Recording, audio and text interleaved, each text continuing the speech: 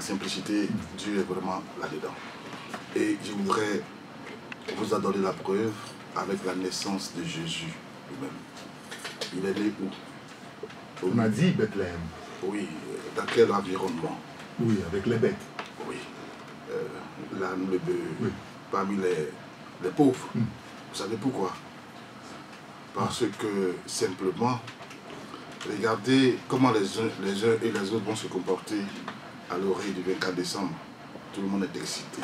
Oui. Personne est disponible. Ça court dans tous les sens. Dans tous les sens. Les gens sont agis et agités par rapport aux énergies qui descendent, qu'ils n'arrivent pas à supporter. Ah, c'est l'énergie qui fait ça? Absolument. Une frénésie d'achat va se prendre de vous.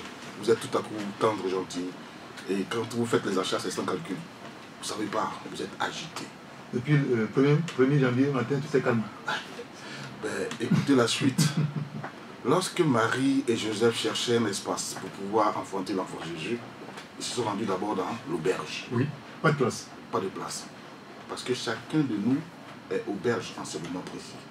Si on est porté à la fête, on est en train de danser, donc nous sommes auberge. Le Christ ne peut pas descendre à nous, il ne peut pas mettre là. Il faut dans un endroit de promiscuité, de simplicité, de calme. Et ceux qui n'ont pas eu véritablement à sortir, à aller manger, trouver à boire et à manger, à s'empiffrer, c'est là que naît le Christ, dans cette simplicité-là. C'est pour ça qu'il est né justement à l'auberge. Et vous voyez, il y a des cadeaux qui sont venus, qui ont été faits par les mages. Balthazar, Melchior et Gaspard, l'encens, la myrrhe et l'or. Voyez-vous, c'est symbolique de ce que c'est une période de cadeaux. C'est pour cela que le guide spirituel, le prophète, continue de donner des cadeaux comme ça, tout le monde. Vous voyez, c'est la période des cadeaux. Même tout à l'heure, après l'émission, je vais en donner. Ça s'acclame. Ah oui, c'est la période des cadeaux. Et il faut être disposé pour recevoir les cadeaux. C'est la clé quand même. Hein. Il faut être disposé à recevoir les cadeaux. Disposé. Il faut être vraiment disposé. Comme nous, on est disposé à recevoir le cadeau du prophète. Tout à fait. Si vous n'êtes pas ouvert, vous n'êtes pas disposé, vous ne recevez pas de cadeau. Vous voyez, on demande aux enfants de dormir pour que le papa Noël passe pour laisser son cadeau. Exactement. Tout ça, c'est symbolique. Regardez le rouge et le blanc, c'est la couleur de Noël, mais ce n'est pas par hasard.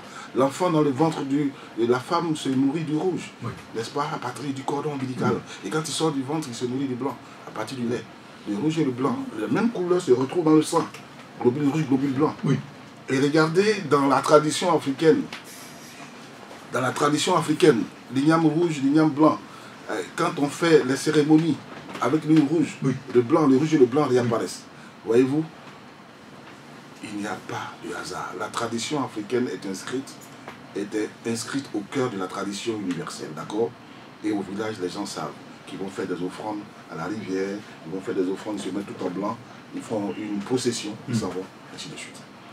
Et donc, vous comprenez simplement que nous devons être disposés à recevoir l'enfant de Christ à nous, c'est le cadeau. C'est le cadeau. Les énergies qui vont descendre, c'est pour ça qu'on fait les vœux.